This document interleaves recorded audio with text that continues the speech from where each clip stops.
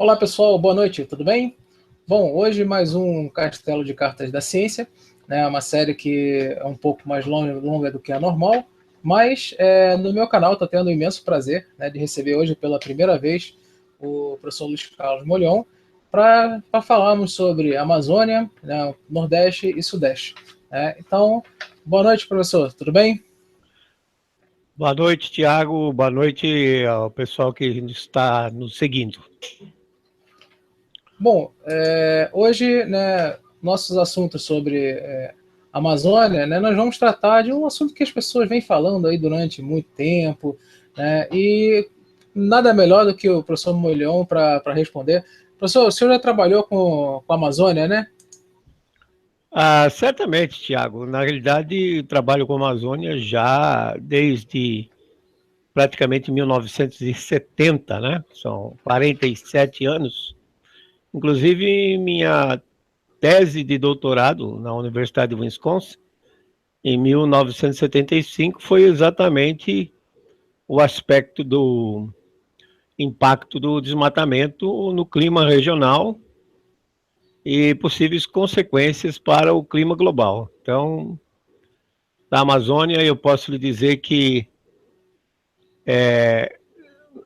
nesse aspecto da meteorologia, da climatologia, além de ser um dos pioneiros, eu diria que tenho bastante conhecimento do assunto. Para você ter uma ideia, em 1983, com meus colegas ingleses do Instituto de Hidrologia, da Divisão de Hidrologia de Florestas, nós implantamos a primeira torre na Reserva Florestal Duque do INPA, Instituto Nacional de Pesquisa da Amazônia, na Reserva Duque, que na época, quer dizer, ela fica a 25 quilômetros de Manaus, mas na época era tudo florestado.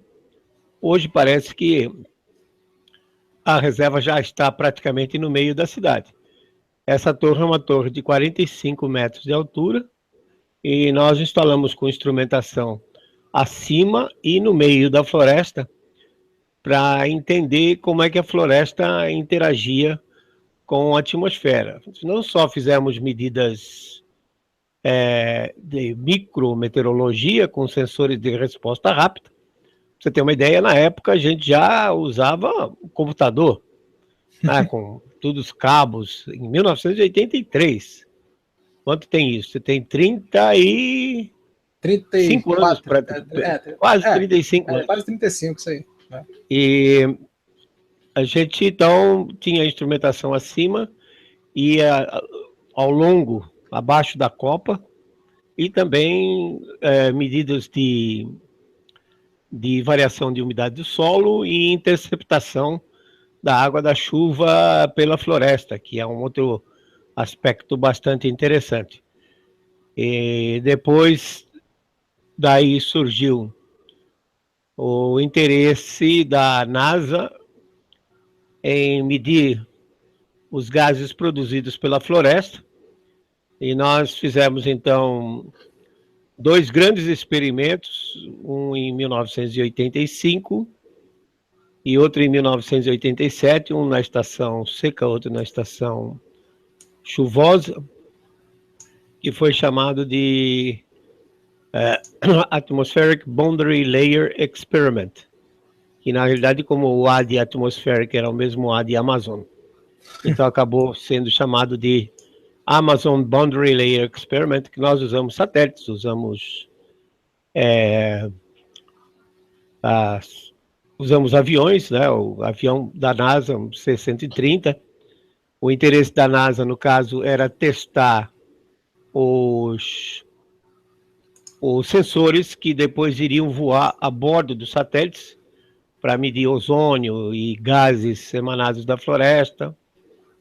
E nós aproveitamos, então, para a nossa solicitação à NASA foi, então, para fazer a parte meteorológica também. Então, no experimento de 87, nós tivemos praticamente a bacia toda, quase são 7 milhões de quilômetros quadrados,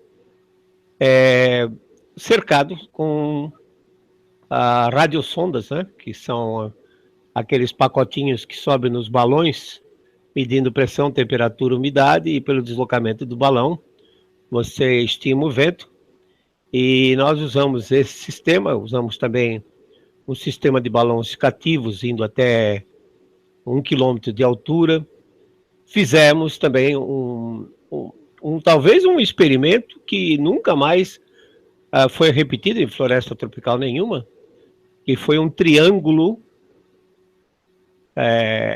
virtual, né? Mas nos 3 vértices nós tínhamos balões cativos indo até 1 quilômetro de altura, tínhamos radiosondagens feitas, e esse triângulo tinha aproximadamente 50 quilômetros de lado. 50 quilômetros de lado.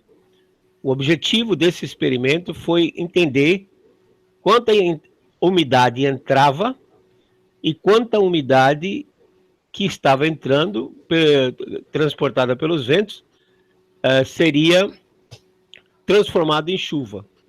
Para isso, nós também colocamos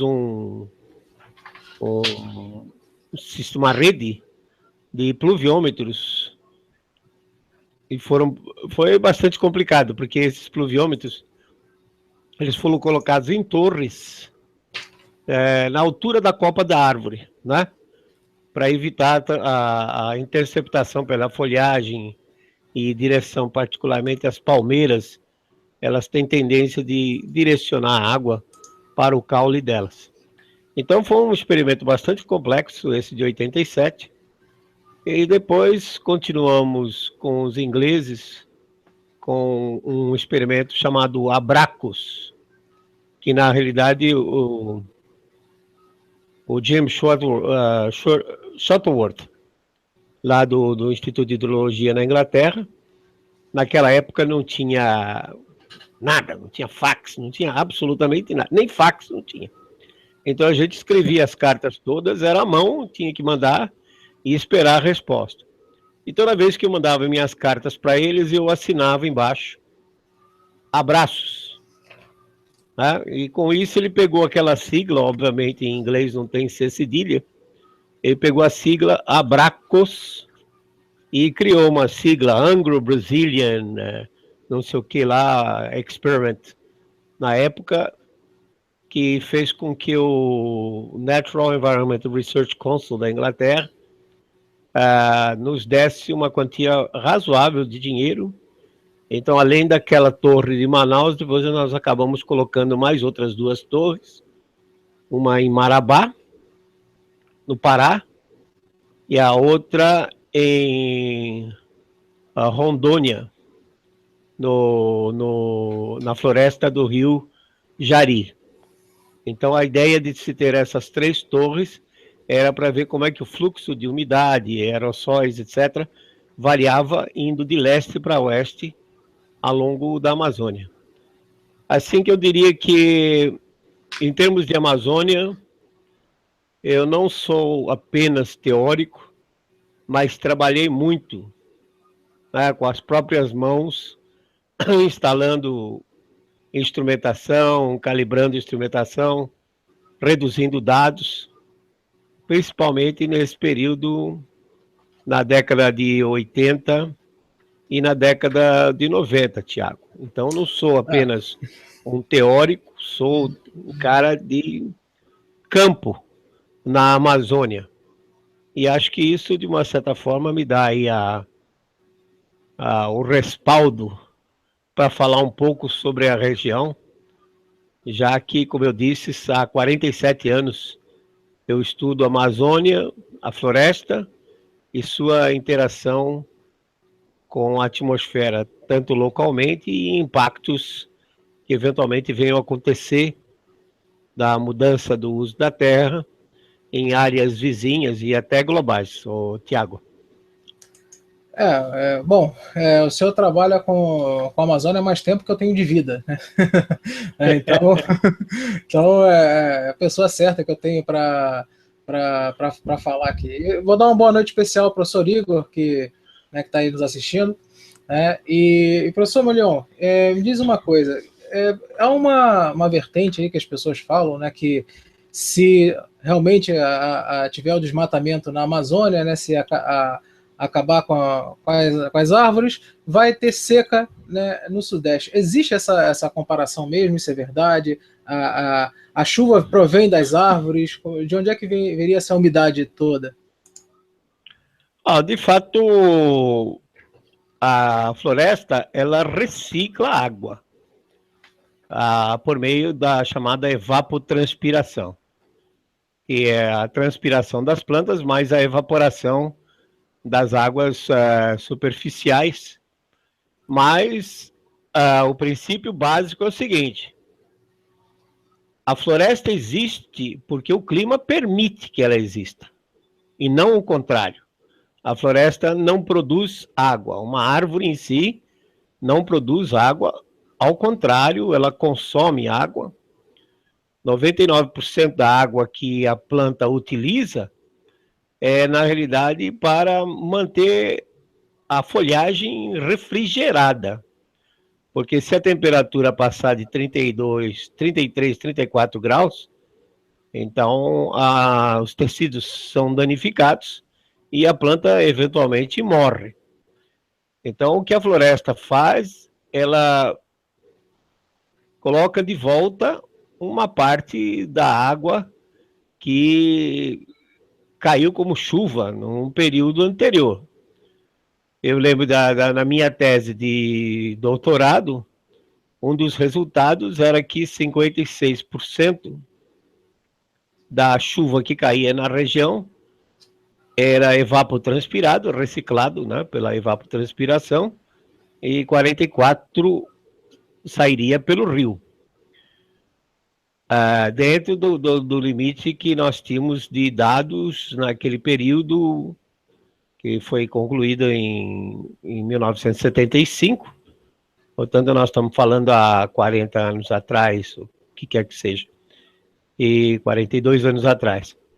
Mas, na realidade, hoje se tem um conjunto de dados razoavelmente bom, em que você pode estudar o fluxo de umidade.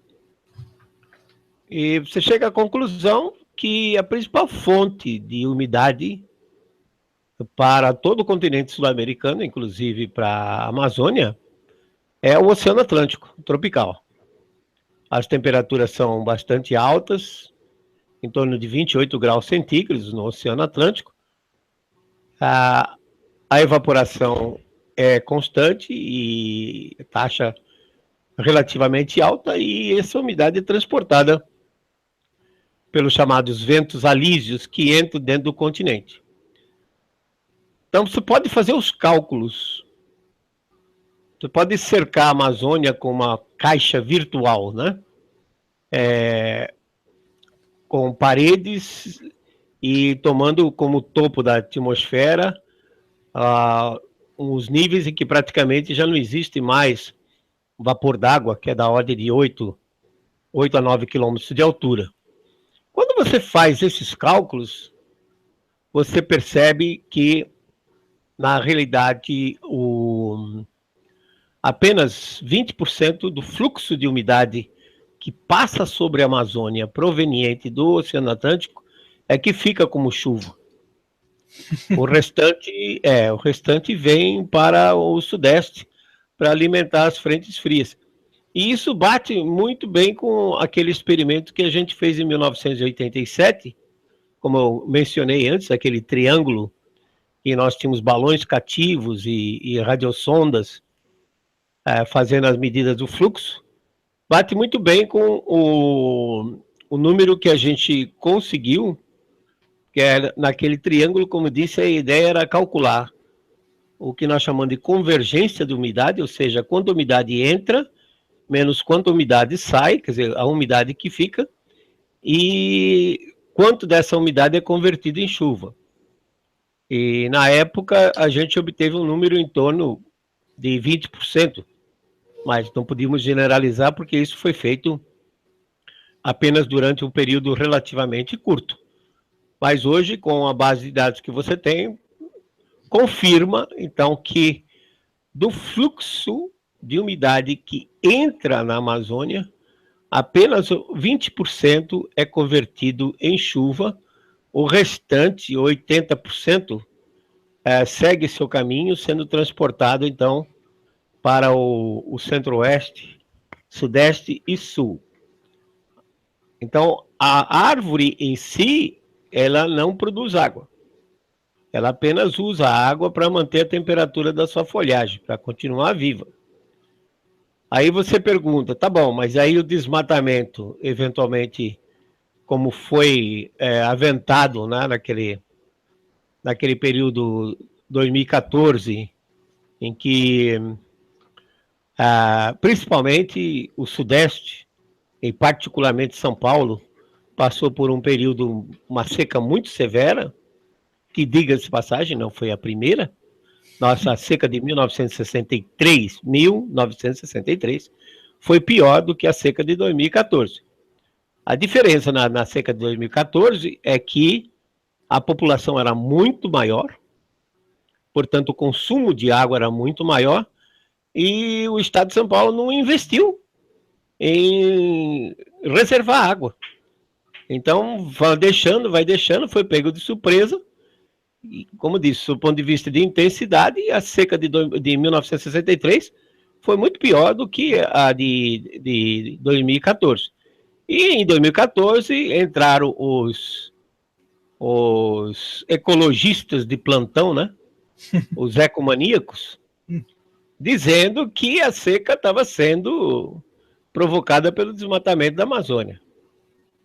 Na verdade, a gente não defende absolutamente o desmatamento. Nós somos conservacionistas, e sendo conservacionistas, principalmente pelo fato de que a riqueza, particularmente a biodiversidade que a Amazônia tem, é enorme. Eu diria que dos mamíferos, talvez a gente conheça aí da ordem de 95%, porque vira e mexe, sempre encontra um bicho novo. Vegetais talvez não chegue a 50% do conhecimento dos vegetais que existem na Amazônia. Agora, quando você parte para micro-organismo, acho que a nossa ignorância é quase que total em micro-organismos que existem na Amazônia e que eventualmente podem ajudar o homem nas suas atividades, como agricultura, por exemplo, combate de pragas e até combate de doenças, certamente. Então, nós somos conservacionistas, nós queremos que a floresta seja conservada, somos contra o desmatamento, mas sob o ponto de vista físico, única e exclusivamente físico, não me leve a mal. Única e exclusivamente físico. Se desmatar a Amazônia, os ventos nos baixos níveis vão se acelerar e vai transportar mais umidade para o sul e sudeste e chover mais. Quer dizer, então, exatamente, vai na contramão do que esse pessoal fala. Diz que a seca é devido ao desmatamento, mas, na realidade, se houvesse um desmatamento generalizado, os ventos nos níveis mais baixos, eles se acelerariam, porque a floresta é muito rugosa, sob o ponto de vista aerodinâmico, né? Ela é um obstáculo para o vento nos níveis baixos, e uma vez retirada a floresta, aceleraria os ventos nos níveis baixos e eles transportariam mais umidade para o sul e sudeste para vir alimentar as frentes frias. E as frentes frias, na realidade, elas são massas de ar polar, associadas a massas de ar polar que se deslocam da região polar em direção à região tropical devido à diferença de temperatura, ao gradiente equador-polo de temperatura, e isso vai sempre existir, independente da floresta existindo ou não. Portanto, a floresta existe porque o clima permite. Há indícios de que antes do levantamento dos Andes, há 70 milhões de anos atrás, antes dos Andes surgirem, que os Andes são uma barreira formidável na região equatorial, chegam a 6 mil metros de altura, até um pouco mais, e impedem que a umidade escape da região. Mas quando os Andes não existiam, o que existia ali era um mar Mediterrâneo, com saída para o Pacífico, e os ventos passavam direto. Então a Amazônia não era uma floresta luxuriante, tropical chuvosa como é hoje, mas sim uma espécie de uma vegetação com uma sazonalidade muito forte durante o período de aquecimento no ciclo anual, aquecimento pelo sol de janeiro a fevereiro, março, teria chuva, e no restante do ano não teria chuva nenhuma. Foi graças ao surgimento dos Andes que então passou a capturar e impedir que essa umidade escapasse, que se formou o rio complexo do rio Amazonas, que tem vários nomes, e se tornou um rio mais caudaloso do mundo. Mas é curioso, né, Tiago, você pensar que se só 20% da umidade fica, né? E dessa umidade, praticamente, vamos dizer assim, 50% que fica é reciclada pela evapotranspiração e 50% sai pelo rio. Então, na realidade, pelo rio sai 10% do que entra pela atmosfera, o que significa que o tremendo fluxo de umidade que vem do Atlântico é 10 vezes maior do que a descarga do rio Amazonas, que hoje estima-se que, em média, seja 210 mil metros cúbicos por segundo. Nossa. Né? 210 milhões de litros por segundo. Você pensar que o fluxo atmosférico é pelo menos 10 vezes maior do que isso, é um negócio absolutamente fantástico.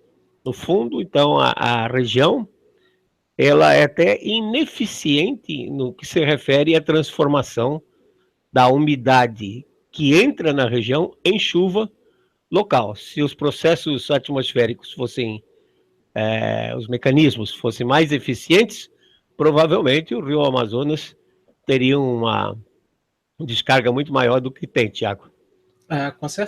Com certeza, professor. Fantástico. Agora, uma outra pergunta que normalmente as pessoas surgem e tal, é que falam que os períodos, né, hoje em dia a Amazônia tem período de seca, que antes não tinha mais, né, que antes era período úmido ou mais úmido, né? Então, o senhor poderia comentar justamente dos períodos de secas e períodos de chuvas da Amazônia, de mais umidade? Sim, não vou voltar muito atrás, né? Já tivemos secas mais recentes, como as de 2005, por exemplo, no Baixo Amazonas, mas é bom que se volte assim um pouquinho mais atrás para mostrar ao pessoal que essa história de mudanças climáticas, quer dizer, começou com a história de aquecimento global. Exatamente. Mas como não está tendo mais aquecimento, né? Faz 20 anos que a temperatura está estável. Nesses últimos 20 anos de imagens do MSU, do sistema de micro-ondas, as unidades de micro-ondas que medem temperatura na baixa estratosfera, mostra que nos últimos 20 anos houve uma variação de 0,12 graus centígrados, quer dizer, uma média de 0,06 graus centígrados por década. Nas contas, daqui a 100 anos, aumentaria menos de 1 grau nesses próximos 100 anos. Mas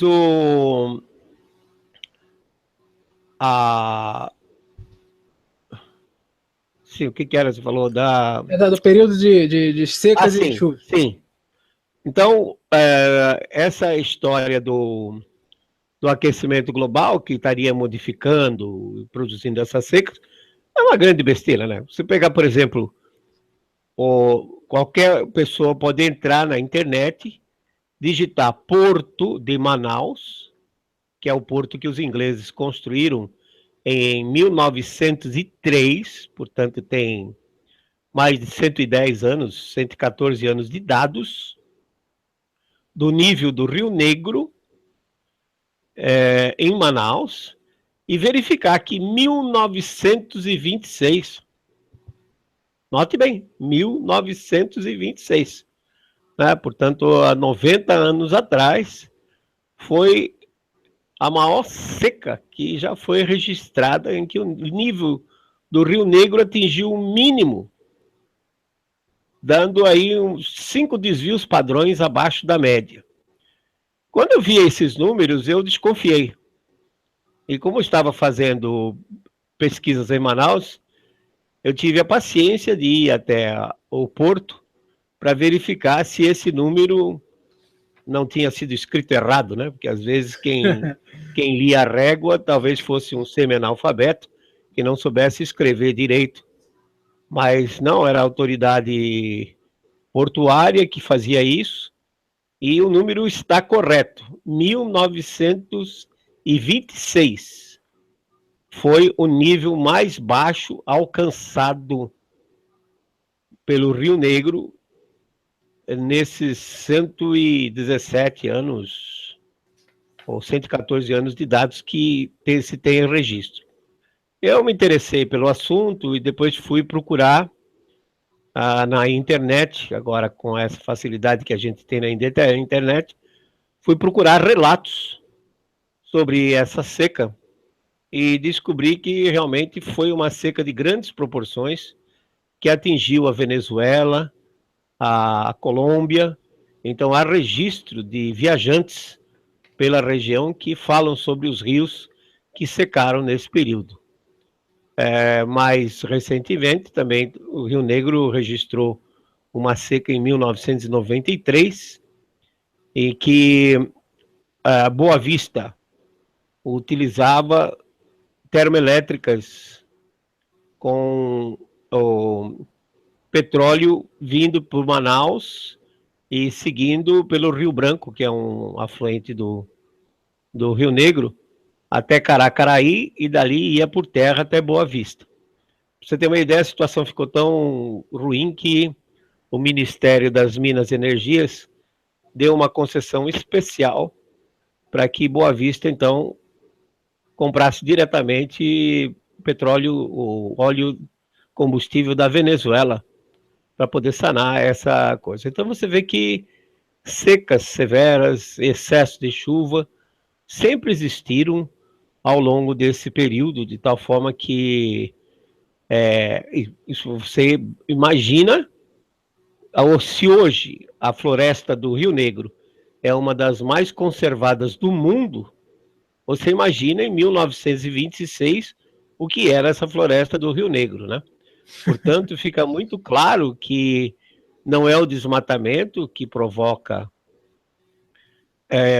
esses períodos de seca ou excesso de chuva, e sim são situações provocadas pelo clima global, pela circulação geral da atmosfera, que então impõem essas condições severas, que, diga-se de passagem, Tiago, muita gente confunde, e a própria mídia fala, por exemplo, o SBT, em seu programa de tempo atmosférico, leva o nome de O Nosso Clima. Quer dizer, clima, na realidade, ele não existe. O clima, ele é uma estatística dos eventos de tempo. De acordo com a Organização Meteorológica Mundial, nós temos que coletar dados durante 30 anos para estabelecer o clima de uma região. Ou seja, soma 30 anos, divide por 30, e aí você tem uma média, e essa média é que define o clima. Então, tanto a mídia como os leigos dizem que o clima causou uma tempestade, ou que o clima causou uma seca. O clima não causa nada. Tempestades e furacões e secas severas, elas são resultantes de uma situação de tempo que está ligada a uma condição particular, naquele momento, ou por alguns dias, da circulação atmosférica global. E isto tem influência de tudo. A influência de toda a circulação do hemisfério norte, que interage com a circulação tropical.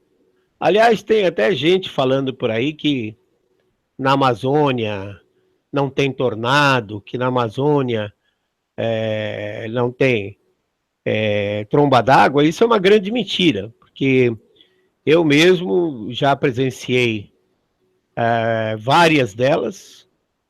A primeira que eu vi foi em 1985, numa cidade chamada Fonte Boa, no Rio Solimões, em que o funil desceu, levantou a coluna de água toda e virou vários barcos que estavam lá. Para mim foi uma surpresa também, mas essas tempestades severas, elas ocorrem na Amazônia, sempre ocorreram, são resultantes dessas grandes nuvens de desenvolvimento vertical, os chamados cúmulos nimbus, e também, por incrível que pareça, um dos mecanismos de renovação da floresta é exatamente sua destruição pelas tempestades. Eu lembro que em 93, Bruce Nelson, que era um americano que estava trabalhando no Instituto Nacional de Pesquisa da Amazônia, no INPA, ele publicou um trabalho onde ele mostrava com imagens de Landsat clareiras que eram abertas na floresta, uma floresta totalmente inabitada, né? Por conta, então, das tempestades. As velocidades descendentes, as rajadas de vento descendentes dessas nuvens, muitas vezes passam dos 100 km por hora. Na Amazônia, a estratégia de sobrevivência da floresta é a reciclagem de nutrientes. Ou seja, a floresta ela sobrevive reciclando, então, folhas, todos aqueles nutrientes que estão em folhas, galhos, caem, são oxidados pelos micro-organismos. O solo é relativamente ácido, os micro-organismos trabalham bem e vão liberando os nutrientes. Então, o sistema radicular da floresta tropical chuvosa, ele é essencialmente superficial. Quer dizer, a árvore está como se fosse um pássaro, por exemplo, apoiando quase que com os seus pés, porque, na realidade, 90% do sistema radicular da floresta tropical, ele está nos primeiros 50, 60 centímetros. A árvore não precisa de raízes profundas, como, por exemplo, tem um pinus, tem um eucalipto, para ir buscar água. Porque tem muita água, chove bastante, então não há necessidade de ir buscar água. Mas ela precisa dos nutrientes. Então, a maior parte do sistema radicular da floresta tropical chuvosa está sobre a superfície, que é onde o nutriente é liberado. Liberou o nutriente das folhas, dos galhos, o sistema radicular está ali para pegar esses nutrientes e reciclar. Então, como a árvore não tem raízes profundas e são árvores grandes, uma castanheira, bertollécia, ela pode chegar a 70 metros de altura. Uma copa grande, quando pega uma rajada de vento dessa muito grande, ela tomba, ela cai. E quando ela cai, por efeito dominó, ela leva um monte de outras com ela, e aí você vê nas imagens de satélite clareiras enormes que são abertas, algumas excedendo 1.000 hectares. E com isso, o que acontece é que aquele subbosque que antes não estava recebendo radiação solar, tem agora a oportunidade de fazer fotossíntese acelerada e crescer. Então, para quem não sabe, realmente na Amazônia nós temos trombas d'água são comuns, tornados são comuns, e rajadas de vento em tempestades são altamente destruidoras, mas elas têm esse papel de renovar a floresta. Dificilmente você acha na Amazônia uma árvore velha, por exemplo, como uma sequoia, encontrada nos Estados Unidos, que tem mais de 2.000 anos. Dificilmente você acha uma árvore velha, porque as árvores realmente são sempre recicladas, não só pelos cupins, mas também destruídas pelas tempestades que assolam a região, Tiago. Ah, perfeito, perfeito. E tem uma pessoa aqui, professor, o Rogério Pereira, disse que é seu fã incondicional, sonha com você à noite, isso é parte de brincadeira, mas ele está lhe mandando um grande abraço aí, que ele realmente é muito fã seu, já estava pedindo para chamar o senhor aqui há muito tempo. E outra coisa, professor, vamos falar agora do Nordeste, né? Que o pessoal fala muito sobre as secas do Nordeste, nesse período, essa seca do século, essa mais forte, tal, essa coisa que influência do aquecimento global, do ser humano. Então, professor, o que o senhor pode comentar sobre a seca do Nordeste, um dos maiores especialistas para o Nordeste, e também, né, da mora numa posição privilegiada? Antes de mais nada, dar um abraço no Rogério, né? Pela Isso. lembrança. Mas basta dizer que existem registros, né? Desde que os portugueses chegaram à região, que as secas são continuadas. Elas sempre existiram, são repetitivas. Esses registros estão, por exemplo, no ataque que os índios faziam aos povoados dos colonizadores, porque quando a situação ficava preta, faltava água, faltava comida, os índios então atacavam esses povoados. E existem registros já desde 1502 dessas secas. Uma em particular, ela chama a atenção, que foi a seca de 1877 e 1879. 1877, 1879.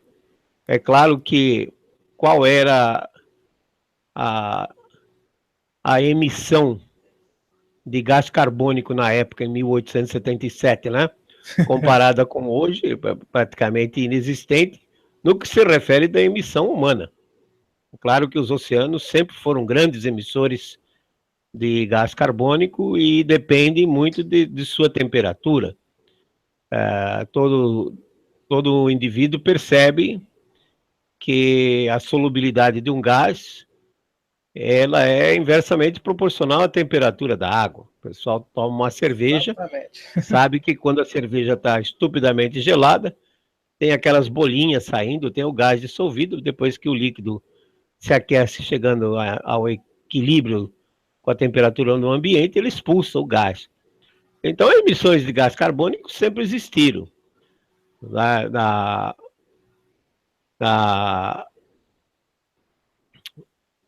No mundo como um todo. Então, você não pode dizer que a seca de 1877, 79 tenha sido provocada pelo ser humano. Não tem cabimento. Eu costumo até falar sobre essa seca quando estou falando nas minhas palestras sobre mudanças climáticas e cito o fato de que Dom Pedro II saiu, então, de Petrópolis e foi até o Crato, no Ceará, e no seu discurso inflamado, ele citou, falou a frase que ficou famosa, que ele venderia até a última joia da coroa para salvar o povo nordestino. Depois saiu um livro dizendo que o imperador tinha várias mulheres, então a gente não sabe qual foi a coroa que ficou sem a joia.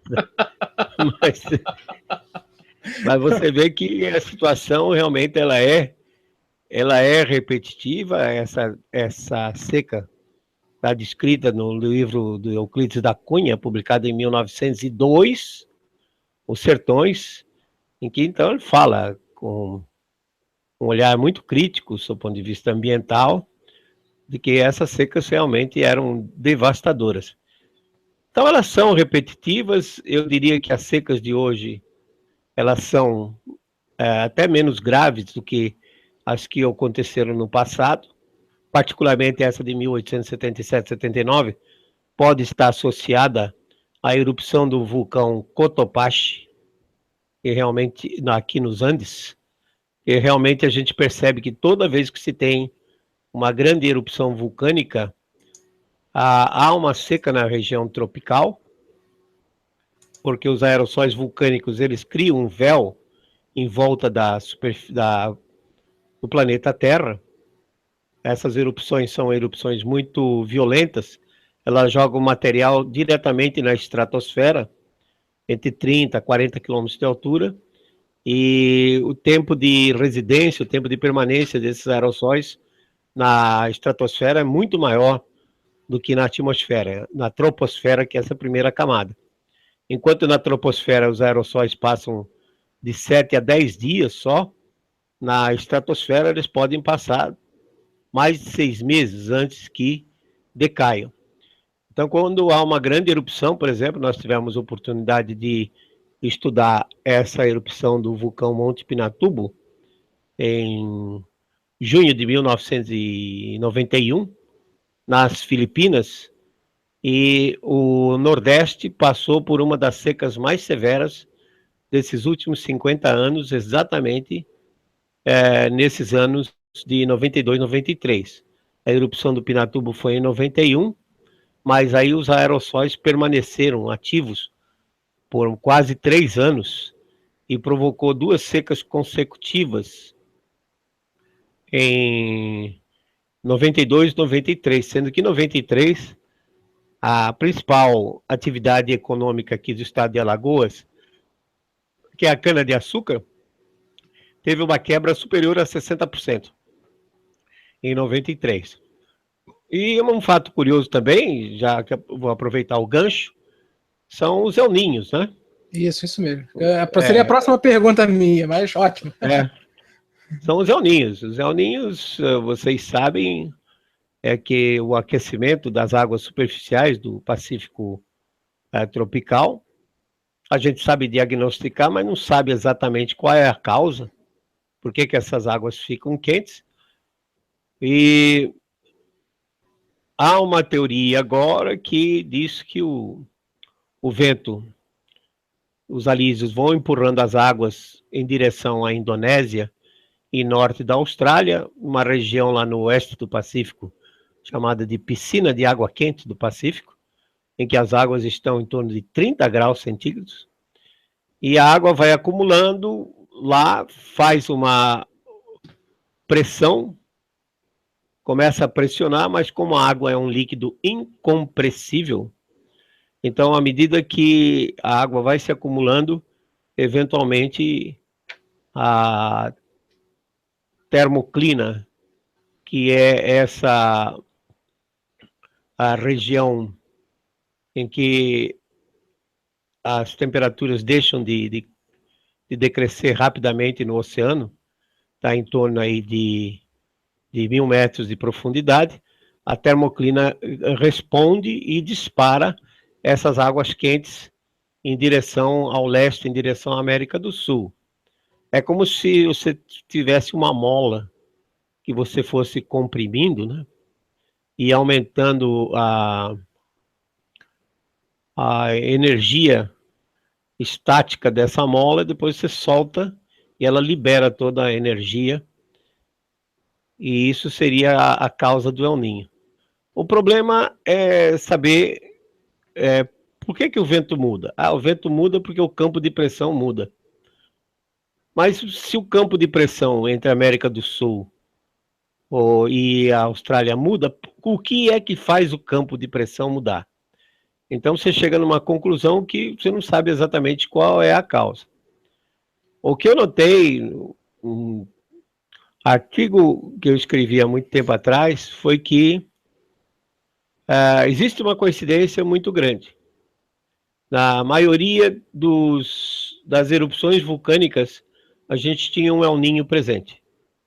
Como, por exemplo, 82, 83 foi um El Niño forte, 86, 87, 92, 93.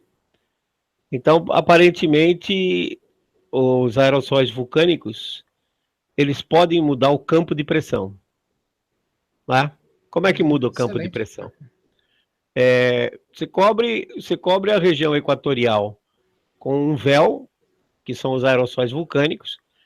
Esses aerossóis vulcânicos, eles vão rejeitar mais a radiação solar de volta para o espaço, e o ar fica mais frio, portanto a pressão maior em cima dos continentes durante o período de aquecimento. No caso da América do Sul, o período de aquecimento seria de dezembro até fevereiro, mas se tiver aerossóis vulcânicos, quando o Sol vem para cima da gente, então o aquecimento é menor. Como o aquecimento é menor, a pressão atmosférica vai ser maior. E se a pressão atmosférica é maior, o gradiente horizontal de pressão, ou seja, a diferença de pressão, vai diminuir. Diminuindo, enfraquece os ventos, e os ventos deixam de transportar água, e a água viria, então, de lá da piscina de água quente em direção para cá. Agora, mais recentemente, nesses últimos 5 anos, eu me surpreendi com uma coincidência. Que todo mundo sabe que a Lua controla as marés. Tá? Lua cheia, lua nova, as marés têm uma oscilação diurna na região tropical muito alta, 2 vezes por dia, sobe e desce. É uma maré semidiária, com uma frequência semidiária. E eu fiquei pensando se a Lua não teria nada a ver com esses outros fenômenos que ocorrem no oceano. E para minha surpresa, quando eu peguei uma tabela astronômica que fala das efemérides do plano da órbita lunar. Porque a Lua, o eixo de rotação dela é inclinado 5 graus com relação ao plano da eclíptica, onde estão o Sol e os planetas. E a Terra, nós sabemos que é inclinada de 23 graus e meio. Então, o eixo de rotação da Lua, ele oscila 5 graus para baixo dos 23 graus e meio dos trópicos e 5 graus para cima. Ele fica fazendo esse tipo de movimento. Quando ele está no máximo, a componente da força gravitacional é mais na direção Equador-Polo. Então, o que ocorre é que a força gravitacional da Lua, essa é a hipótese que me veio à cabeça, a força gravitacional da Lua está empurrando, ou seja, acelerando as correntes marinhas, e as correntes marinhas transportam mais calor da região tropical em direção aos polos. Nesse caso, a água quente, por exemplo, da corrente do Golfo, ela entra debaixo do gelo flutuante do Ártico e acaba derretendo o gelo. Quer dizer, ela derrete parcialmente a parte submersa, como na parte submersa são 90%, se derreter um pouquinho da parte submersa, 2, 3, 5%, a parte submersa não consegue aguentar a parte aérea e o bloco de gelo, o iceberg, colapsa. Então é uma curiosidade o fato de que, nas vezes em que o plano da órbita da Lua esteve mais inclinado, chegando a 28,6 graus de latitude norte-sul, houve degelo nos trópicos. Porém, se esse plano, 9,3 anos depois, ele chega no mínimo, ou seja, 23,5 menos 5,1 graus, que é a inclinação do eixo da Lua, ele chega numa latitude, numa declinação de 18,4 graus. Nesse caso, o componente da força gravitacional fica confinado nos trópicos. E eu achei que a força gravitacional da Lua poderia, então, acelerar as correntes equatoriais e transportar mais calor em direção à piscina de água quente do Pacífico. Quando fui olhar essa tabela, é impressionante. Todos grandes El Niños desses últimos 100 anos coincidem com o plano da órbita da Lua num mínimo de declinação. Alguém pode dizer, não, isso é uma coincidência. São só 100 anos de dados, né? A Terra tem 4 bilhões de anos de existência. É uma coincidência. Mas eu acho que vale a pena a gente explorar um pouco esse fato. Porque sim, então, o plano da órbita estando no mínimo, a força gravitacional geraria um El Niño forte. E depois, é claro que a superfície do oceano vai fazer um movimento de vai e vem, né? Até se acomodar de novo e voltar a um repouso, vamos dizer assim, a um estado menos excitado, que seria então a chamada neutralidade, como nós estamos passando agora. Mas é curioso que esse El Niño de 2015, 2016, o de 97 e o de 98, coincida com esse mínimo de declinação de 18,4 graus, mínimo de declinação do plano lunar. Verdade. Pode não ter relação nenhuma, mas é possível que seja uma das forças. Não vou dizer que é a única, não. Tá? Seja uma das forças, a força gravitacional da Lua, seja uma das forças que pode promover um El Niño. É claro que existem outras que podem estar em fase ou não. E se tiver fora de fase, uma contribui para destruir a outra. Mas quando estão em fase, então, há uma amplificação do sinal. Mas vale a pena explorar, porque tanto a Amazônia como o Nordeste brasileiro sofrem muito com os El Niños, né? As secas são severas associadas aos El Niños. O oposto ocorre no sul e sudeste. Quando você faz um estudo de correlação linear espacial, com temperatura do Pacífico e chuva na América do Sul inteira, você vê que tem um núcleo de coeficientes de correlação linear muito altos no Rio Grande do Sul, e tem outro núcleo de coeficientes de correlação muito alto também, porém com sinal oposto, na região do norte do Pará, do Amapá. Tanto assim que em 87 eu fiz até uma brincadeira, e com o índice de El Niño eu conseguia prever a vazão do Rio Trombetas com 4 meses de antecedência. Um erro menor do que 10%. Nossa. A vazão do Rio Trombetas. Então, há regiões da América do Sul que respondem muito claramente ao El Niño. O Centro-Oeste não tem, o coeficiente de correlação é muito baixo, é inferior a 0,2, o que mostra que o mecanismo dominante na produção de chuva no Centro-Oeste seja, na realidade, as frentes frias, e não estão muito ligados aos El Niños. Em certas circunstâncias, sim, porque aí pode criar um sistema de alta pressão, como foi em 2014, 2015 e 2016, e bloquear essas frentes mais ao sul, e nesse caso o Sudeste, Centro-Oeste, e praticamente o país todo, passa por uma seca relativamente severa, Tiago. Não, com certeza, eu concordo com o senhor, e também concordo com a parte da Lua, né, que nós já discutimos em vários e-mails, né, falando justamente sobre a órbita da Lua. Concordo plenamente no ciclo nodal que o senhor descreveu.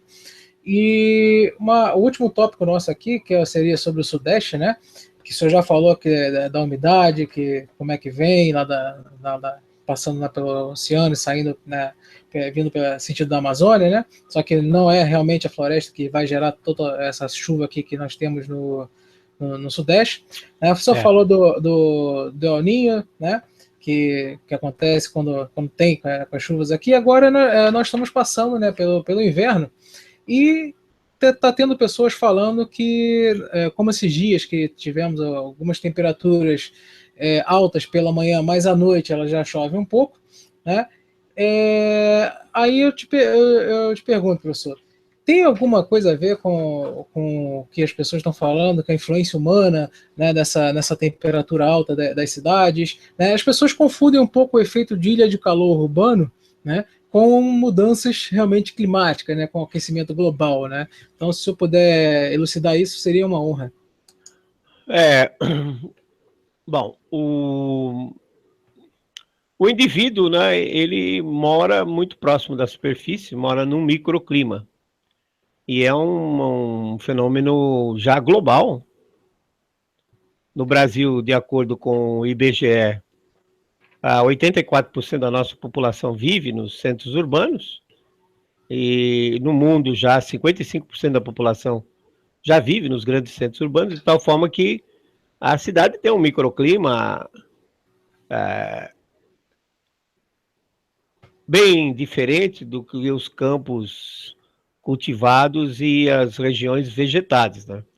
Na cidade, como não tem água para evaporar e o albedo, a refletividade de superfície é bem mais baixa, então há uma absorção de calor muito grande, a absorção da radiação, do fluxo de radiação solar, e as temperaturas elas ficam mais elevadas, mesmo aí no Rio de Janeiro, que está próximo do oceano, mas na realidade é diferente daqui de Maceió. Aqui em Maceió, os ventos alísios são persistentes, 85% do tempo eles sopram de sudeste, de tal forma que a temperatura aqui é regulada pela temperatura do oceano. Mas no caso do Rio de Janeiro, não é esse caso, então o efeito de ilha de calor urbana é preponderante. Há registros em algumas cidades, como por exemplo Buffalo, nos Estados Unidos, no estado de Nova York, de terem registrado diferenças superiores a 10 graus centígrados entre a região vegetada e o centro da cidade. E como o indivíduo mora no microclima, então ele tem a sensação de que realmente o mundo está se aquecendo. Mas na prática, o que está se aquecendo é o microclima dele, à medida que a área urbana vai se estendendo, né? Então o efeito desse microclima se estende e certamente quanto mais o centro dessa região for isolado da periferia, há uma tendência de sofrer muito mais esse aspecto, particularmente amplitude térmica, que nessa época do ano no Brasil, com o inverno, a entrada de massas de ar polar, ela pode chegar a 15, 20 graus num dia. Você acordar com 10 e durante o dia chegar a 30 graus, brincando, sem grandes problemas. O que ocorre é que, após a passagem de uma frente fria, a massa de ar polar que está atrás, ela é uma massa de ar muito seca e associada a um sistema de alta pressão. No sistema de alta pressão, o ar desce seco em cima da região, vindo de altitudes aí de 10, 15 quilômetros de altura, desce sobre a região, cria uma inversão de temperatura e deixa o céu bastante claro.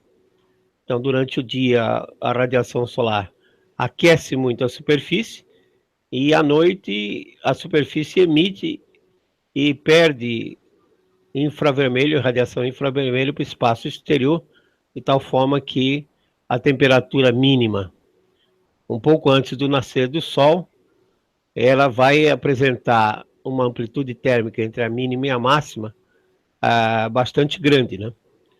Quer dizer, se você olhar a variabilidade anual do clima, agora o clima, a média da temperatura mínima, a média da temperatura máxima, a amplitude térmica é menor do que a amplitude que você pode ser submetido a num dia, num período como esse, de inverno, julho, agosto, que está então associado às massas de ar de origem polar e essa transparência da atmosfera, tanto na entrada da radiação solar durante o dia, como na saída da radiação infravermelha durante a noite. Isso é muito típico do sudeste, do centro-oeste, mas também pode acontecer casos extremos em que provoca danos ambientais incríveis na Amazônia, por exemplo. Eu digo que uma das poucas vantagens de você ser velho é que você já viu isso acontecer, né? Antes.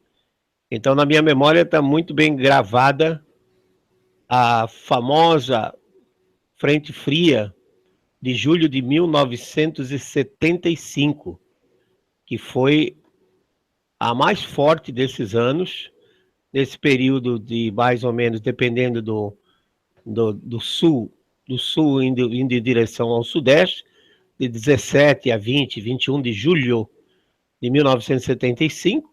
Para você ter uma ideia, Tiago, a temperatura mínima em Rio Branco, no Acre, chegou a 6,7 graus centígrados. Nossa! Pois é, então quando o cara sai de 6 graus centígrados, aí num dia limpo o sol aquece para 32, 34, o indivíduo precisa realmente ser muito resistente para aguentar uma amplitude térmica. Mas é claro que essa geada essa frente fria e a massa de ar polar de 75, inclusive acho que os historiadores eles deveriam estudar esse aspecto, porque essa massa de ar polar esteve associada a uma geada muito forte. Você tem dois tipos de geada, basicamente, que ocorrem no sul e sudeste. Uma chamada geada branca, em que, tendo bastante umidade no ar, à medida que a temperatura vai caindo, por perda de radiação infravermelha para o espaço durante a noite, a água se condensa, congela em cima da planta e o gelo protege a planta, isola a planta termicamente. Porém, se não tiver umidade no ar, a temperatura continua a cair. E aí o que acontece é que a seiva dentro da planta congela. E quando a seiva na planta congela, o congelamento faz com que a seiva se expanda, né? Como todo gelo se expande, cerca de 10% do seu volume. E quando ela expande, arrebenta então todos os vasos da planta e mata a planta instantaneamente. É a chamada geada negra. E foi essa geada de 75 que praticamente erradicou o café do Paraná, e muitos produtores rurais do Rio Grande do Sul, Santa Catarina e Paraná saíram da região e transformaram o Centro-Oeste hoje no maior celeiro do mundo.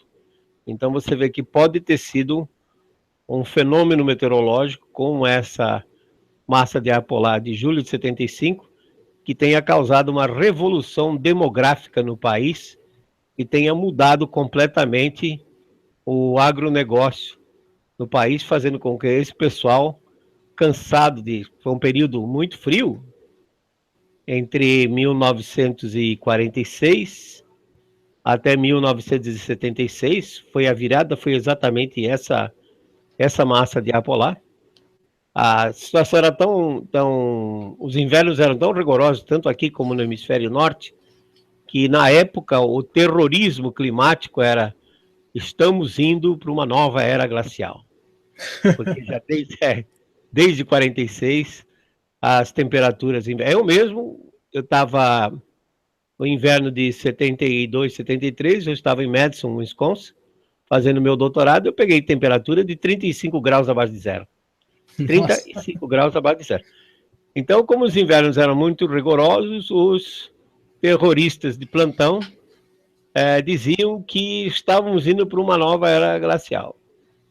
Depois, em 76, não se sabe por quê, houve uma grande virada no Pacífico. O Oceano Pacífico passou de frio para quente, né, dentro da chamada, que até hoje não sei, não estou convencido, a oscilação decadal do Pacífico.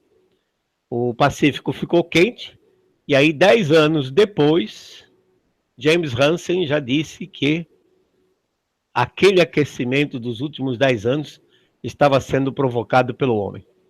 É muito curioso isso, né? Como os próprios catastrofistas, que muitos deles que advogavam a chegada de uma nova era glacial, depois em 10 anos já começaram a dizer que era o homem que estava aquecendo o planeta. E nesse aspecto é muito interessante. O pessoal diz que eu sou muito controverso, sou muito polêmico, mas acho que isso tem que ser a qualidade do indivíduo que é pesquisador. Se o indivíduo é pesquisador e não tem rabo preso com nada, ele tem que ser questionador. Por exemplo, por que fala-se na oscilação decadal do Pacífico, que seria um ciclo de aproximadamente 50 a 60 anos, em que o Pacífico tropical fica frio, passa 25, 30 anos frio, depois vira, passa 25, 30 anos aquecido. Esse ciclo todo teria aí da ordem de 60 anos, alguns dizem que são 3 ciclos lunares, aquele ciclo nodal, tem aproximadamente 19 anos, né? Então, 3 vezes o ciclo nodal daria 56 anos. Por que 3, eu não sei. Deve estar ligado também a um problema da órbita da Lua, porque a cada 3 anos, ou seja, 9 anos depois, ela volta a repetir praticamente, não bem, mas praticamente a sua mesma posição no espaço. Isso. Então, por que o ciclo, por exemplo, o Pacífico virou em julho de 76? E eu sempre fiquei desconfiado disso, sempre me questionei, porque uma massa de água muito grande tem uma capacidade térmica enorme, ela não vai mudar assim de uma hora para outra. Aí eu fui procurar, eventualmente, algum outro fenômeno geofísico que poderia ter provocado isso, e descobri que no dia 28 de julho de 1976, anote aí, 28 de julho de 1976, teve um terremoto muito forte na região da Indonésia, aquela região da piscina de água quente do Pacífico.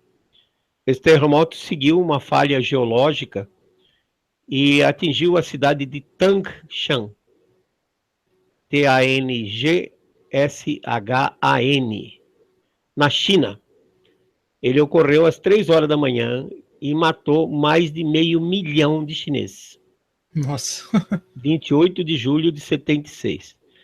Então eu fiquei imaginando, Tiago, que esse terremoto pode ter liberado uma quantidade enorme de energia, e essa energia provocou uma onda interna no Oceano Pacífico e redistribuiu aquela água quente que estava acumulada na piscina de água quente. Se isso fosse verdade, então deveria valer também para o resfriamento. Aí a questão, por que virou, o Pacífico virou em torno de 1946, de quente para frio? E novamente você encontra um tsunami, que foi descrito pela Guarda Costeira Americana, é originário de um deslizamento do flanco de um vulcão lá nas Ilhas Aleutas, lá no Alasca, em abril de 1946. Segundo a Guarda Costeira Americana, esse tsunami originalmente tinha 35 metros de altura. Nossa. 35 metros. Eles falam mesmo em 100 e poucos pés de altura, e ele se deslocou numa velocidade de 800 km por hora. Em 4 horas e meia atingiu as ilhas do Havaí. Em 46 o Havaí não tinha alerta de tsunami, e você encontra na internet, parece que os relatos são um pouco diferentes, mas em torno de 160 mortes em 1946. Qual era a população do Havaí? Com ondas que chegaram a 10, 12 metros de altura no Havaí. Essas ondas foram sentidas no Chile. Nossa. Pensa. Você vê o poder que tinha. Então, quando você olha qual é a temperatura no Pacífico Norte, naquela região próximo do Alasca, nessa época do ano, em abril, é uma das temperaturas mais baixas do ano. É da ordem de 2, 3 graus. Então pode ser que esse tsunami tenha trazido água fria, redistribuído água fria no Pacífico e tenha iniciado aquele período frio no Pacífico, que depois quebrou com provavelmente esse outro terremoto de 76. Se existe coincidência, eu não sei. Tinha um indivíduo que já faleceu, Landscheid, que morava no Canadá. Ele tinha uma teoria sobre centro de massa do sistema solar, né? Que tem uma duração de aproximadamente aí 35 anos, porque depois você tem os grandes planetas, Júpiter, Saturno, Urano, Jovianos, né? Se alinhando de um lado. É Landscheid o nome do cara, Theodor Landscheid. Aí você tem os grandes planetas se alinhando de um lado e o Sol fica do outro, de tal forma que há um deslocamento do centro de massa do sistema solar, da ordem aí de a cada 35 anos esse troço se repete. Júpiter tem uma órbita em torno de 12 anos, Saturno em torno de 28 anos, então quando há uma coincidência desses dois grandes estarem de um lado, eventualmente a atração gravitacional pode mudar um pouco a sua atuação em cima de um planeta que é líquido. Literalmente. É uma besteira chamar esse planeta de planeta Terra, né? Porque ele só tem 29% de continente. Ele tem 71% de água, quer dizer, ele é um planeta água mesmo. Se fosse como Marte, que não tem água, então essas forças gravitacionais não têm grande impacto. Mas na água tem, né? Porque todo fluido, a atmosfera, não tanto porque a densidade da atmosfera é muito pequena, né? Você tem aí uma densidade de 1,2 toneladas por metro cúbico, aliás, 1.200 quilos, 1,2 toneladas por metro cúbico, comparado com um metro cúbico de água que pesa 1 tonelada, né? Aliás, 1,2 o que é? Oi?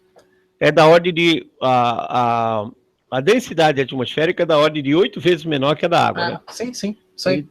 Então, as forças gravitacionais, elas não têm um impacto muito grande, embora você encontre na literatura gente que diga que o Sol e a Lua, eventualmente, podem provocar marés atmosféricas. Mas são muito pequenas, quase que imperceptíveis. Agora, pelo fato do planeta ser líquido, ele sofre esse tipo de influência, tanto de forças gravitacionais, desse jogo das forças gravitacionais de Sol e Lua e os grandes planetas, como também sofre o fato de que, se houver um terremoto, a liberação de energia é tão grande que pode provocar ondas no oceano e redistribuir calor. E é tudo que a atmosfera precisa. Porque o contorno inferior mais importante para a atmosfera é a superfície. Se essa superfície é de água, essencialmente, 71%, então mudando a temperatura da superfície dos oceanos, por condução de calor e depois por convecção, muda a atmosfera e, consequentemente, muda a circulação atmosférica e o tempo, que eventualmente muda o clima, se o fenômeno for bastante persistente.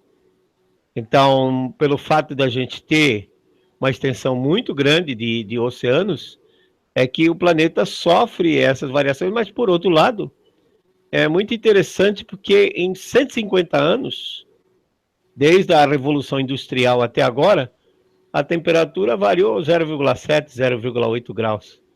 Quer dizer, aparentemente, o planeta Terra tem um certo termostato, né, que mantém a temperatura mais ou menos meio grau para cima, meio grau para baixo. E nesse aspecto, lembro até que mandei para vocês um gráfico feito agora com os dados de satélite, né? Um projeto chamado Projeto Internacional de Cobertura de Nuvens por Satélite, o SCIP, que mostra que a cobertura de nuvens começou a decrescer desde a época que o projeto começou a ser feito, em 82, começou a decrescer, atingiu o mínimo em 99, 2000, e agora parece que a cobertura de nuvens está aumentando de novo. Se isso for verdade, se o ciclo solar 25, que deve começar aí algo em torno de 2019, 2020, possivelmente final de 2019, se o ciclo solar for fraco, a heliosfera, o campo magnético solar, deve enfraquecer, e aí a Terra vai ser bombardeada por raios cósmicos galácticos, uma frequência bem maior, uma contagem bem maior. E de acordo com o físico dinamarquês, o Henrik Svensmark, esses raios cósmicos funcionariam como núcleos de condensação, aumentando ainda mais a nebulosidade. Então, se a cobertura de nuvens já começa a dar sinais de recuperação para voltar no que era na década de 70, possivelmente, certamente o enfraquecimento da atividade solar, se essa teoria... Porque, na realidade, essa teoria ela não é do Svensmark. Já tinham sido feitos, os físicos já tinham feito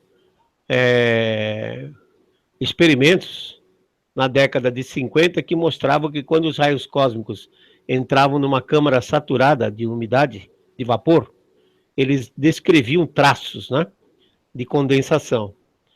Então o Svensmark pegou isso aí, montou um laboratório e fez mais outros testes e chegou a essa hipótese de que os raios cósmicos, aumentando sua frequência, podem, funcionando como núcleo de condensação, eles podem aumentar a nebulosidade do planeta. Se aumenta a nebulosidade, vai aumentar o albedo planetário, mais radiação solar vai ser refletida de volta para o espaço exterior.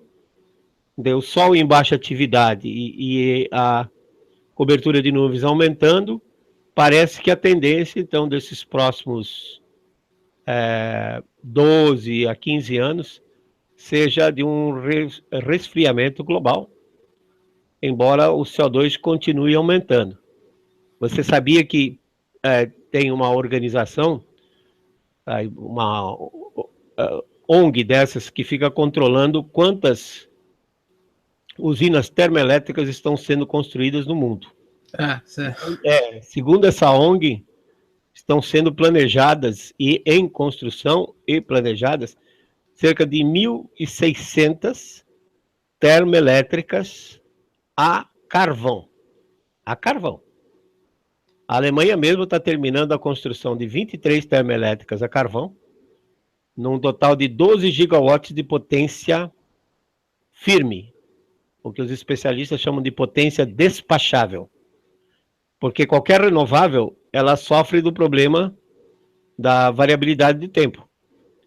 Se é hidrelétrica, não tiver água, não pode gerar. Se é eólica, não tem vento, não gera. Se é energia solar, não gera durante a noite. Ou no inverno, quando tem muita nebulosidade. Então, as termoelétricas são as únicas que são despacháveis. Você apertou o botão, ela está funcionando. Se considerar Itaipu, que é a maior hidrelétrica do planeta, que gera mais, ela tem 14 gigawatts, são 20 turbinas de 700 megawatts cada uma. Ela tem então uma potência instalada de 14 gigawatts, mas ela só roda 60% do tempo. Então Itaipu tem, digamos assim, uma geração firme equivalente a 8 gigawatts de potência. A Alemanha está construindo uma Itaipu e meia, 12 gigawatts de potência de despachável. Aí você fica perguntando, será que eles vão emitir mais CO2? Será que eles não estão preocupados? É a carvão. E o pior de tudo é que 4 dessas usinas alemãs, elas são a lignito. Lignito é um carvão, para quem não sabe, é um carvão mineral riquíssimo em enxofre. Eu tive essa experiência quando fui convidado a fazer uma palestra em Praga, na antiga Tchecoslováquia, em 1990, e depois o pessoal me levou para visitar uma termoelétrica que tinha nos arredores e que fornecia energia para Praga. Rapaz, a primeira coisa que me chamou a atenção quando eu cheguei perto dessa termoelétrica é que o carvão que estava no pátio era cor de laranja. Não era preto, ele era cor de laranja. Dada a quantidade enorme de enxofre que ele tinha. Aí sim, o enxofre é poluente, porque ele sai na forma de dióxido de enxofre, não C, SO2, combina com a umidade atmosférica e forma gotículas de ácido sulfúrico. Aí o cidadão respira isso e deve fazer um bem enorme para o pulmão dele, limpar tudo, né? Inclusive o pulmão. Então o pessoal confunde CO2 com SO2. E 4 dessas usinas que a Alemanha está terminando é a lignito. Não sei como é que eles vão fazer para controlar o excesso de dióxido de enxofre que deve sair disso. Mas você vê que a Alemanha está preocupada em ter a sua independência energética. A Alemanha, Energiewende, que era a revolução energética da Alemanha, que investiu tanto nas famosas renováveis, solar e eólica, está entrando direto para o carvão agora, porque o carvão é mais confiável. Né? Não, com aquela coisa toda do Acordo de Paris, tem que... Eles não estão nada preocupados. Isso é uma hipocrisia, uma verdadeira hipocrisia. E a França pode falar muito, porque 70%, 75% da energia da França é nuclear. Só que também eles não falam o que eles fazem, né? Eles pegam o resíduo, colocam em containers de aço e jogam no oceano, né? Aí um dia aquele container vai certamente ser corroído, né? Vai oxidar, vai enferrujar, ser corroído, e esse lixo atômico vai sair. Mas então aí depois fica falando que tem que manter o acordo de Paris.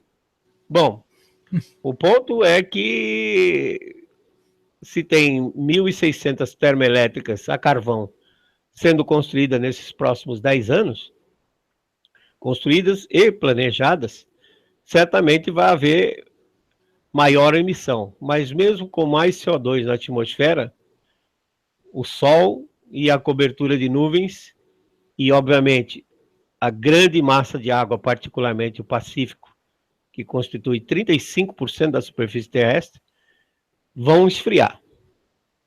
E o nosso clima vai seguir isso.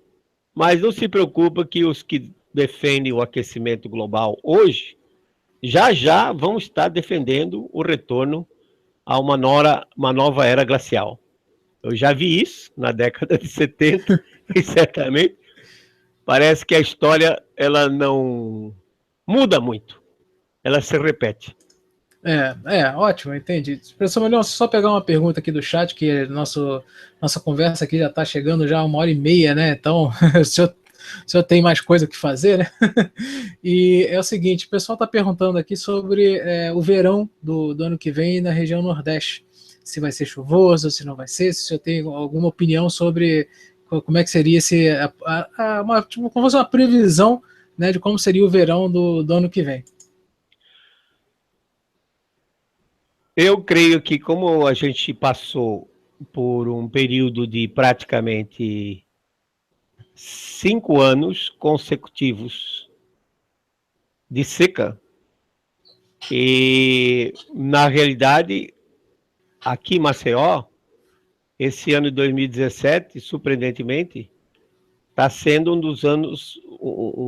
dos mais chuvosos, né? Maio, por exemplo, emplacou 680 milímetros, se tornando o terceiro maio mais chuvoso desde que nós temos registro em 1911. Portanto, são 107 anos. É o terceiro maio mais chuvoso. Junho, que eu achei que ia dar uma parada, também choveu bastante, quase 480 milímetros. E julho continua chovendo. Mas quando você olha para o radar, você vê que a chuva ela se concentra no litoral. Então, o semiárido nordestino continua seco.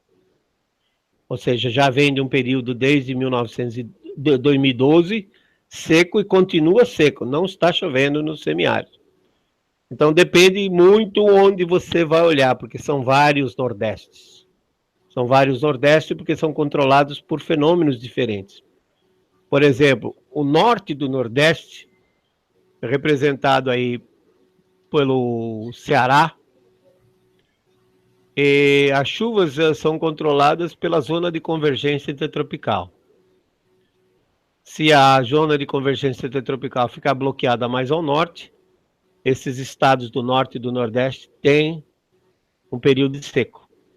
Já os estados da costa leste do nordeste, como é o caso de Alagoas, Sergipe, partes da Paraíba, Pernambuco e o sul do Rio Grande do Norte, são as frentes frias. Você pega uma situação como essa agora, em que a pressão atmosférica está mais baixa na região equatorial, resultante daquele El Niño que ocorreu durante 2015 e 2016, que os El Niños jogam muito calor na atmosfera. Os sistemas frontais, as frentes frias, estão chegando até aqui, mas produzem chuva só no litoral. O interior, por exemplo, você pega um estado como Pernambuco, que de Recife até Petrolina tem 750 quilômetros, a maior parte do estado de Pernambuco está seco. Tem problemas sérios. E o sul do Nordeste, representado aí pelo interior da Bahia, por exemplo, a região de Caetité, Remanso, já também depende das frentes frias, com pico de chuva em novembro. Então, eu, em princípio, não vejo grandes problemas para 2018 e 2019. Eu acho que deve ser um ano de chuvas regulares, possivelmente 2018 até, isso eu estou falando para o semiárido. 2018 até com um pouco mais de chuva acima da média e 2019 em torno da média. Mas à medida que o clima for resfriando, a tendência do Nordeste é passar por períodos de estiagem mais longos. E acho que, de uma certa forma, a gente já está vendo isso, que nós estamos trabalhando com uma virada do Oceano Pacífico, a oscilação decadal, em 98, 99. Agora, essas novas análises que nós fizemos, estatísticas usando um filtro chamado Roderick-Prescott, que é utilizado em econometria. Nesse caso, os economistas eles são muito bons nessa área de filtragem de dados, porque eles têm que prever o que vai acontecer com a Bolsa de Valores, com a economia.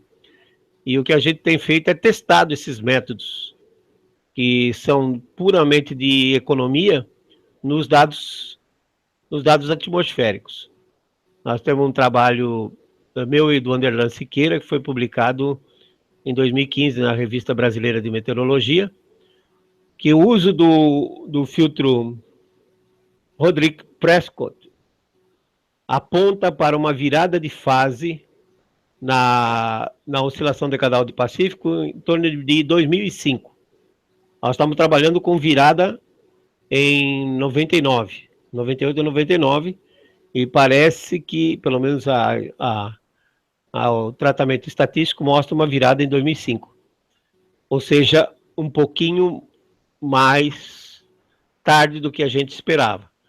Se a oscilação decadal mantiver, se ela é realmente uma oscilação, e que isso me causa, como eu disse antes, uma certa preocupação, se ela é realmente uma oscilação e ela tiver um período de aproximadamente 60 anos, 30 anos aquecido e 30 anos resfriado, Então, provavelmente, a virada dela agora, em 2005, levaria um período relativamente frio até 2035, que seria interrompido com um grande El Niño, de acordo com a previsão do ciclo nodal lunar. Ó, previsão do ciclo nodal lunar.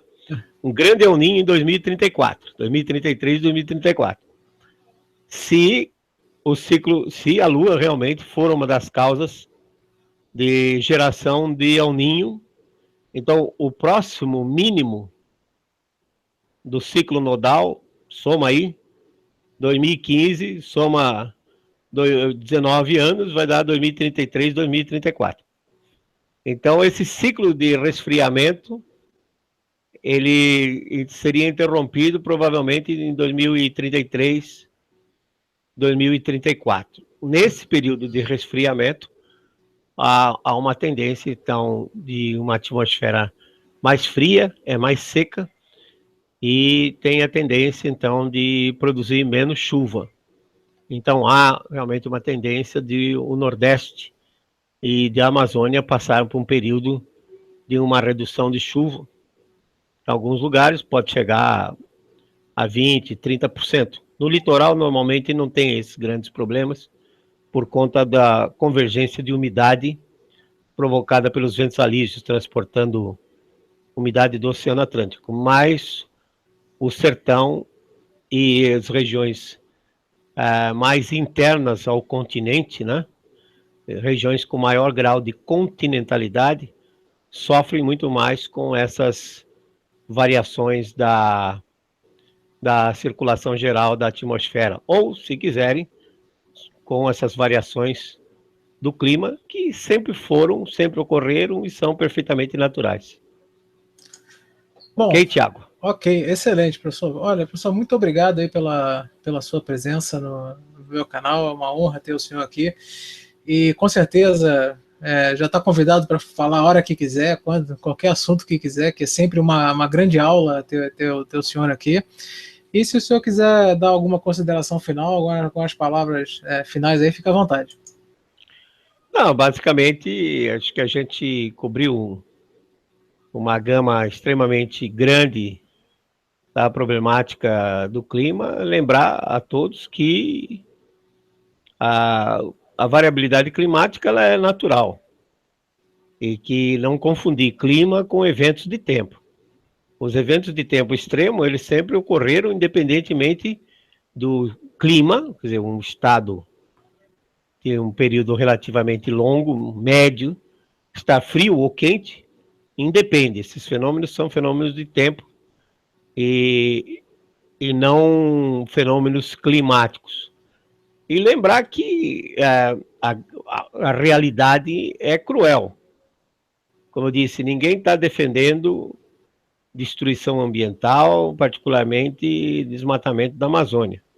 Ninguém defende isso. Ao contrário, nós queremos acabar com o desmatamento em função da fantástica biodiversidade que existe. Por outro lado, sob o ponto de vista físico do planeta, sob o ponto de vista do clima em si, a Amazônia não representa nada. São 5 milhões de quilômetros quadrados em 510 milhões de quilômetros quadrados, que é a superfície do planeta. Portanto, 1% é uma área muito pequenininha para ter um impacto desastroso no clima global e nas atividades humanas. Mas, repito, isso é apenas uma colocação sob o ponto de vista teórico. Nós, na realidade, somos conservacionistas e queremos que essa floresta possa ser estudada e que os resultados dos estudos venham beneficiar a humanidade como um todo. Nós temos certeza que ela guarda muitos segredos e que pode ajudar o ser humano a ter uma vida melhor nesse planeta. De novo, do ponto de vista físico, para o clima ela não representa nada, mas do ponto de vista climático, do ponto de vista da riqueza biológica, da biodiversidade, ela representa muito. E nós vamos ter, então, a oportunidade de acompanhar. Não sei se eu vou chegar até lá, porque eu já estou com 71 anos de idade, não sei quanto tempo a gente vai viver mais, mas vocês que são mais jovens vão ter oportunidade de acompanhar agora, principalmente com essa disponibilidade dessa fantástica tecnologia que é a internet, né, as telecomunicações, vão ter oportunidade de acompanhar a evolução do clima e ver se essas teorias de aquecimento global vão se comprovar. A gente querendo apostar aí dinheiro que vai aquecer, certo? Eu não quero entrar nesse negócio, porque o que importa para a gente é procurar entender como é que funciona o clima. E parece que os grandes indicadores, os grandes controladores do clima global, todos eles estão indo na direção de um resfriamento. E lembre-se que o resfriamento é muito ruim para a humanidade. A história está cheia de exemplos que a humanidade cresceu, floresceu durante os períodos quentes. O período de resfriamento é muito ruim. Se vier 30 anos de um clima um pouco mais frio do que nós tivemos agora nesses 30 anos passados, com o crescimento populacional, isso aí vai ser muito ruim, porque vamos perder terras agricultáveis, muitas dessas terras vão estar sujeitas a frustrações de safra, e claro, um clima frio produz menos chuva, menos água disponível para uso, consumo humano, consumo animal. Então, eu particularmente, se eu pudesse escolher, se São Pedro me desse a chave e disse assim, Molhão, você quer para onde? Apesar de ser contra o aquecimento, eu iria virar a chave para o lado do aquecimento, porque o aquecimento é benéfico para a humanidade. E o que está pintando aí é um resfriamento que pode não ser muito bom para nós nesses próximos 10, 15 anos, Tiago. Ok? Ok, concordo perfeitamente, e principalmente que a ciência não é feita de apostas, né? A aposta deixa lá para o pessoal que aposta em cavalo, aposta em jogo, né? Aposta na Mega Sena, aposta o que quiser aí. Mas é isso aí, professor, muito obrigado pela presença, obrigado a todos que nos assistiram até agora. Foi uma verdadeira aula que o professor Molhão deu aqui, eu estou muito satisfeito de ter dado a condições das pessoas ouvirem o professor Molhão, as pessoas entenderem o que ele está falando, e eu mesmo de aprender muito cada vez, sempre, principalmente nossos e-mails, né, que eu sou bastante chato, né, mandando vários e-mails, perguntando, e o professor Molhão sempre respondendo, aprendo muito com ele, e é isso aí, a gente tem que sempre estar aprendendo cada dia mais, tá? E muito obrigado a vocês que nos assistiram, não se esqueça de se inscrever no canal, deixem sua pergunta, deixem seu like aí se gostaram, tá? E, professor, mais uma vez, muito obrigado, uma boa noite para o senhor. Igualmente, Tiago, foi uma satisfação estar com você e com o pessoal que te segue. E vamos ver se a gente se encontra mais, né? Ah, não, com certeza, já está convidado, já está convidado. Porque, como eu disse, a gama de assuntos que foi tratada hoje aqui é bastante grande e às vezes precisa de um certo tempo para sedimentar as ideias. Então é bom de vez em quando voltar e a repetir sobre isso. Um abraço para vocês aí, uma boa noite para todos. Um abraço, pessoal, boa noite, tudo de bom.